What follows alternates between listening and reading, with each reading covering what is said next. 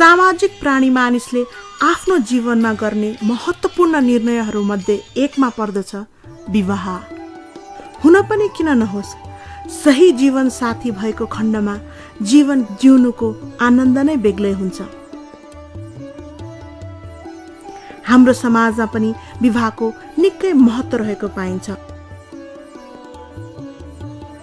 विभिन्न जात जाति, विभिन्न धार्मिक आस्था बोकेकाहरू बसोबास गर्ने हाम्रो देशमा विवाह गर्ने रीतिरिवाज र चलन फरक फरक पाइए तापनि विवाह गर्ने परम्परामा कुनै न कुनै रूपमा महिला र पुरुष अर्थात् दुल्हा र दुलहीले एक अर्कालाई सुख दुःखमा जीवनभर साथ दिने वचन दिएका हुन्छन्।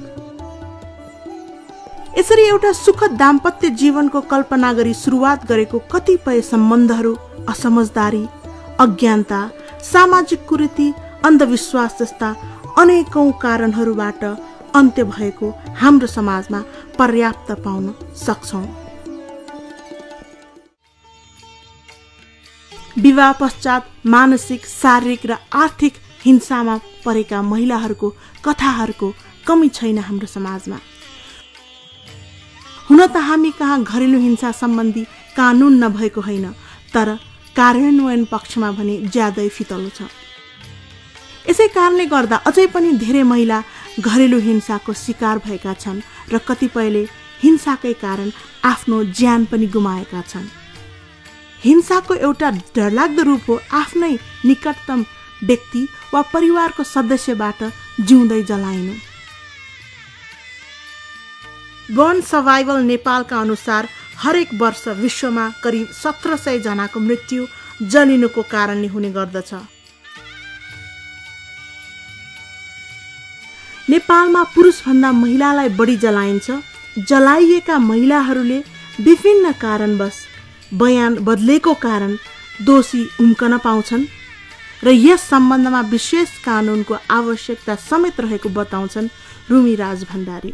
अब तराईको हेर्दाखेरि चाहिँ विशेष गरी हेर्दाखेरि दाइजोको प्रथाले होइन, दाइजोले गरेर जलाएको छ र बोक्सीको आरोपमा होइन छोरा जन्माउन नसकेको यो कारणहरू पाउँछ भने अब अरू वेकहरूमा हेर्दाखेरि चाहिँ तपाईँको एक्स्ट्रा मैरिटल अफेयर हुन्छ नि, त्यो कारणले चाहिँ विशेष जलाएको पाइरहेको छ अहिले हामीले काम गरेको एक्सपिरियन्स अनुसार। कति कुराहरू मिडियामा आएको अनुसार चाहिँ अब इयरली हामीले 5-6वटा 6-7वटा पाउँछ, तर एकदम गाउँ गाउँमा गएर हेर्ने भने चाहिँ एकदमै धेरै छ। बाहिर ननिस्किया छ। हामी फिल्डहरूमा जाँदाखेरि पनि उनीहरूले खुलाउन खोज्दैन कि, जस्तै अब हस्पिटलमा आउँछ उहाँहरू होइन, तर उहाँले एक्सिडेन्ट भन्छ। किन भन्दाखेरि उनीहरू पुलिस केस गर्नु पर्यो र फ्यामिलीको प्रेसरले गर्दाखेरि उहाँले स्टेटमेन्ट चेन्ज गर्छ। तर काउन्सिलिङ दिँदा 3 महिनादेखि 6 महिना हाम्रो काउन्सिलिङहरू पाउँदाखेरि चाहिँ निस्किन्छ कि कुराहरू हुन्छ, मलाई यस्तो गरेको थियो है, मैले त्यतिखेर आवेशमा आएर मैले स्टेटमेन्ट चेन्ज गर्नु पर्यो भन्ने कुराहरू आइरहेको हुन्छ कि।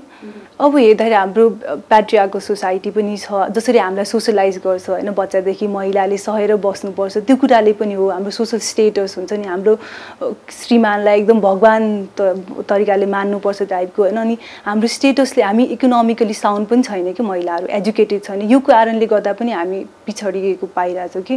अनि महिलाहरू बोल्न सक्दैन होइन। अब यदि मलाई हाम्रो कति केसहरू छ, महिलालाई जलाइदिन्छ, उहाँले स्टेटमेन्ट चेन्ज गर्नुभयो किन भन्दाखेरि मेरो माइतको स्टेटस खराब हुन्छ, मेरो बाबाआमालाई दोष दिन्छ होइन, मैले केस हालेँ तर म कहाँ जाने त होइन, हामीलाई जस्टिस पनि पाउँदैन, हाम्रो ल पनि छैन, यो कुराहरू आउँछ कि, जसले गर्दाखेरि महिलाहरूले आफ्नो स्टेटमेन्ट चेन्ज गरेको पाउँछौँ। हाम्रो महिला हिंसाको ल चाहिँ छ, तर हाम्रो special for acid and burns violence भन्ने ल चाहिँ छैन कि, जसले गर्दाखेरि हाम्रो महिलाहरूले अधिकार पाउन सक्नु भएको छैन होइन। यदि हाम्रो बर्न्स ल भएको भए सायद कति सर्भाइभर अहिले अलि जस्टिस पाउनुहुन्थ्यो होला, कम्पनसेसनको कुराहरू हुन्छ नि, जुन कुरा चाहिँ महिला हिंसामा एड गरेको छैन होइन। यदि स्पेसल ल एसिड एन्ड बर्न्स भयो भने कम्पनसेसनदेखि लिएर ट्रिटमेन्टदेखि लिएर उहाँहरूको कति कुराहरू कभर गर्थ्यो कि, त्यो चाहिँ कभर गरेको छैन। त्यसैले हामीलाई चाहिँ एउटा विशेष हुन्छ नि, यो एसिड र बर्न्स ल चाहिँ एकदमै जरुरी छ हाम्रो देशको लागि चाहिँ। यी हुन् 19 वर्षीय रिहाना खान, जसलाई आफ्नै परिवारका सदस्यहरूबाट निर्ममतापूर्वक जिउँदै जलाइयो। इन्सेकले उद्धार गरी वीर हस्पिटलमा ल्याइएका रिहाना आफूलाई यो अवस्थासम्म पुर्याउने दोषीहरूलाई सजाय दिनुपर्छ भन्दै छटपटाइरहेकी छिन्।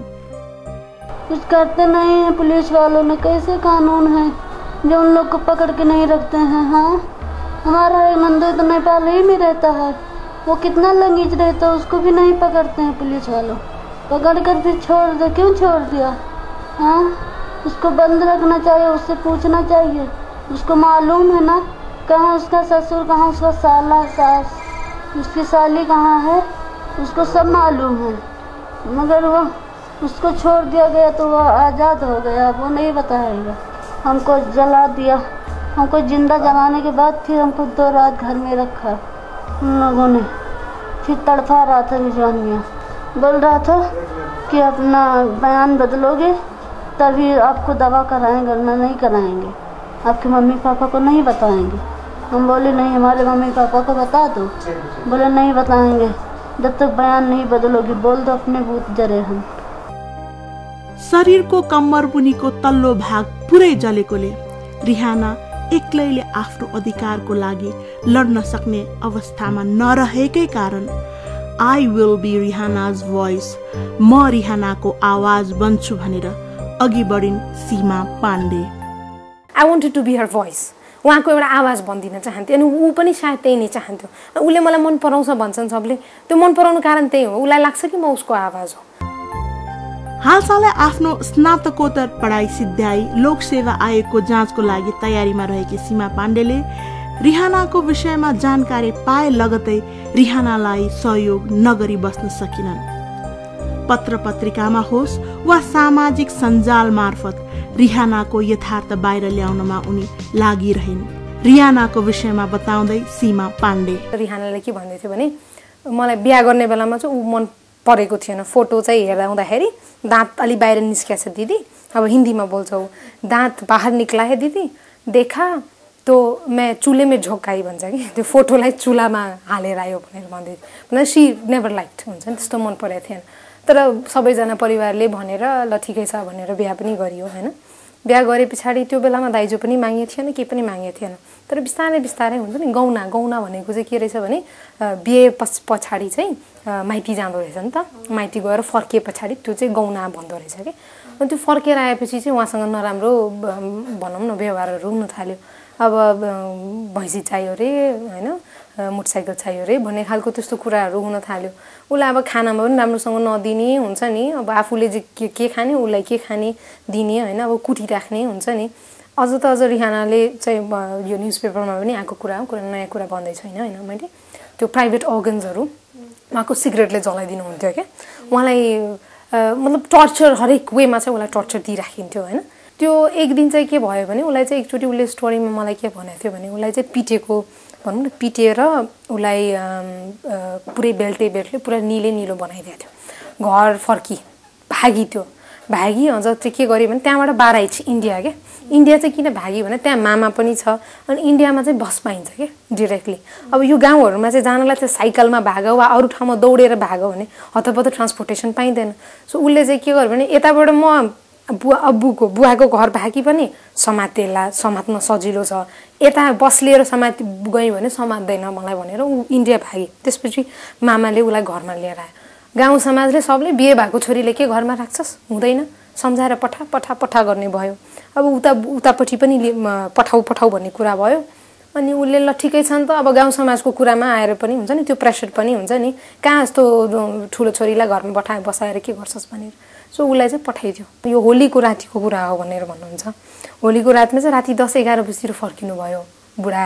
कहाँबाट फर्किनु भयो अरे, कहाँ थियौ भनेर सोधे अरे। अलिकति हुन्छ नि, म जहाँ भयो भने तँलाई के मतलब, अरू केटीसँग थियो तँलाई के मतलब भन्ने खालको गरेर लात हान्यो अरे। ऊ लडी पनि, त्यो सायद ऊ हुन्छ नि भाङ चरस खान्छ भनेर भन्दै थियो होइन। अब जुन जस्तो अवस्थामा भए पनि उसलाई चाहिँ त्यस पछाडि कुट्न थाले पछाडि अनि आफ्नो आमालाई मट्टीतेल लिएर आइज भनेर भनेछ। हातखुट्टा बाँधे आँगनमै, घरभित्र हातखुट्टा बाँधे, मुखमा त्यो कपास के कोठिदिएर अनि भनौँ न मट्टीतेल, सासूले मट्टीतेल खन्याई, बुढाले भनौँ न म्याचिस बाल्नुभयो। अनि ससुरोबा चाहिँ हात बाँधेर यतिकै बसिराख्नु भयो। यसरी ऊ जली 2 दिनसम्म उसलाई चेकअप गर्नलाई लगेन। उसलाई घरमै हुन्छ नि बयान बदलेपछि लग्छु भन्ने कुरा हो। त्यस बेला एकजना लिडर हुनुहुन्छ अरे होइन, पार्टी साटी मलाई थाहा भएन। त लिडर चाहिँ के हुनुहुन्छ भने रिजवान मिया भन्ने हुनुहुन्छ अरे क्या। उहाँले चाहिँ मेडिएट गर्नुभयो। यो मेडिएट चाहिँ के गरेर गर्नुभयो भने यसलाई बयान बदलाउनमा होइन। ल उसले चाहिँ के भन्यो त्यो पेनमा 2 दिनको पेनमा छ उसलाई ट्रिटमेन्ट चाहिएको छ उसलाई अहिले के पनि थाहा छैन जस्टिस भने के उसलाई केही पनि थाहा छैन नि उसले चाहिँ के भन्यो उसले ल ठिक छ मलाई लग भन्ने वेमा भयो सो उसलाई नेपालमा लगिएन क्या इन्डिया लग्यो बहराइच लग्यो फेरि बहराइचमा लग्यो त्यहाँनिर पुलिसले केही पनि सोधेनन् उसलाई बयान लिन पनि आएनन् उहाँ रिजवान मियाले सबै थोक ठिक गरिसक्नु भएको थियो भन्ने खालको सोच आउँछ होइन उसले नानीले पनि त्यही भन्छन् रिजवान मियाले नै हेर्नुभयो त्यो सबै पार्ट होइन मलाई त कसैले सोध्दा पनि सोधेनन् नेपालगञ्जमा फर्केपछि सोधेको थियो अरे फेरि एनिवे उहाँ त्यहाँनिर 20-30 दिनसम्म हुनुहुन्थ्यो अरे 20 दिनमा चाहिँ के भयो भने उहाँको बुढा फेरि त्यहाँ आएर उहाँसँग फेरि त्यहाँनिर त्यस्तो अवस्थामा बलात्कार गर्ने कोसिस गर्नुभयो फेरि त्यो त माइजू हुनुहुन्थ्यो माइजूले बचायो अरे दहेजको कारणले जलाइएका रिहाना र सीमाबीच निकै घनिष्ठ सम्बन्ध बनेको छ अहिले कसरी रिहानासित सम्बन्ध गाँस्यो सीमाको रिहानालाई 6 मेमा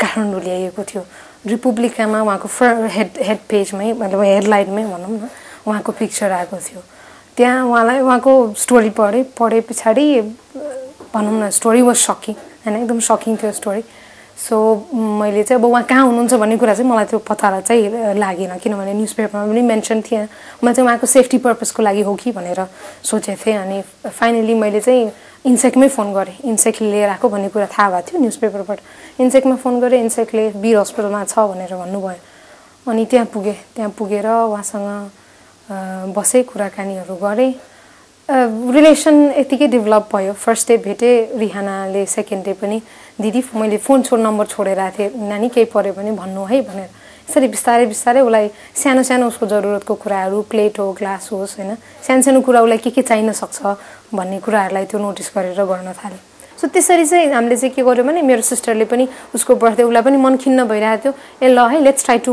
हुन्छ नि केही गरौँ उहाँको लागि उसको लागि भनेर बर्थडे चाहिँ सँगै हस्पिटलमै मनाउने भनेर गयो अहिलेसम्म रिहानालाई जलाउने मुख्य आरोपीहरू पक्रिएका छैनन् तर रिहानाको नन्दलाई भने प्रहरीले हिरासतमा लिएको छ दाइजोको कारणले जलाइएको हैन र अहिले चाहिँ भनौँ न जुन पर्पिट्रेटर्सहरू हुनुहुन्छ पीडकहरू उहाँहरू सबै फरार हुनुहुन्छ 3 जनै फरार छन् नन्दोई चाहिँ हुनुहुन्छ एउटा नन्दोई भन्नाले उहाँले चाहिँ के उहाँ इन्भल्भ कसरी हुनुहुन्थ्यो भन्दाखेरि कुट्ने बेलामा उलाई भन्थ्यो अरे क्या म जान्छु लुगा खोलेर बेल्टले कुट म जान्छु हुन्छ नि यो त मोटो रस्सीले कुट भनेर त्यो सजेस्टहरू गर्ने बिहे गराउने बेलामा पनि उहाँ पनि इन्भल्भ हुनुहुन्थ्यो है सो उहाँलाई चाहिँ अहिले समातेर हिरासतमा राखिएको छ अरू अहिलेसम्म छैन होइन अहिलेसम्म अरू कसैलाई फेला चाहिँ पारिएको छैन रिहानालाई सहयोग गर्ने अरू सहयोगीहरू पनि थपिएको छ र उनलाई आर्थिक रूपमा केही सहयोग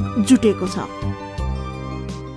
ब्याङ्कमा अकाउन्टमा अस्तिसम्मको मात्र आजको इन्फर्मेसन छैन अस्तिसम्म चाहिँ वाज 45,000 जतिको थिए भन्ने कुरा मतलब जम्मा भएको छ भन्ने कुरा थियो हातमा मात्र पनि उहाँको भनौँ न सबै यो कभरेजहरूले नै गर्दा नै हो होइन कि हातमा पनि उहाँको 1,1255 रुपियाँ आज हामीले क्याल्कुलेट गर्दा त्यति उहाँको हातमा परेको थियो भन्नाले तर त्यो उहाँको त्यो भनौँ न मेडिसिन्सहरू किन्ने बेलामा हातमा टोटल परेको खर्चहरू चाहिँ हामीले त्यो जोडेनौँ मैले जोडे छैन तर उहाँले त्यो हातमा चाहिँ त्यति चाहिँ पाउनु भएको छ है सो उहाँको जुन प्रोसेसमा 3 जनाले अब खानु बस्नु पर्ने होइन उसको खाना बस्नेको कुराहरूदेखि हस्पिटलको त बीबीएस भन्ने एउटा अर्गनाइजेसन उसले चाहिँ मेडिकल सपोर्ट दिइरहेको छ भन्नाले मेडिसिनको चार्जेसहरू केही पनि लाग्दैन भनेर भन्नुभएको छ उहाँले सो अहिले चाहिँ उहाँले जति स्पेन्ड गरे पनि भोलिको दिनमा सायद रिफन्ड गर्ने भन्ने कुरा हो होइन वीर हस्पिटलमा अहिले उपचारको क्रममा रिहानालाई उनका बुवा र बहिनीले हेरविचार गर्दैछन् रिहानाको दोषीलाई कारबाही छिट्टै हुनुपर्छ भन्दै गुहार्दैछन् उनका बुवा नेपाल का पुलिस का कुछ समझ में नहीं आ रहा है कि इसमें क्या है क्या नहीं है किसी नेता के कहने पे मतलब मुस्लिम को छोड़ देते हैं ऐसा कुछ नहीं है कि मतलब कोई रिश्वत खा लेते हैं क्या करते हैं तो नेता लोग से कहने पे छोड़ देते हैं और उसका आदमी तो भाग गया बम्बई पता लग रहा है और उसका जो है ससुर और सासू सब अपने बिटिया दामाद के यहाँ इंडिया में बहराइच जिला श्रावस्ती में हैं कहीं छुपे हुए हैं और हमको बस यही है कि हमको नेपाल से पुलिस दी जाए हम उनको इंक्वायरी करके पकड़वा सकते हैं हमारे कहने का मतलब यही है कि उनको सजा दिया जाए कड़ी से कड़ी दोषीलाई छिटोभन्दा छिटो कारवाही गरी रिहानाले न्याय पाउनुपर्छ। यस किसिमको अपराध गर्नेहरू उम्कन नपाउने र कडाभन्दा कडा कारवाही गरिने व्यवस्था भएको खण्डमा मात्र यस किसिमको अपराध घट्दै जाने कुरामा कसैको दुईमत नहोला।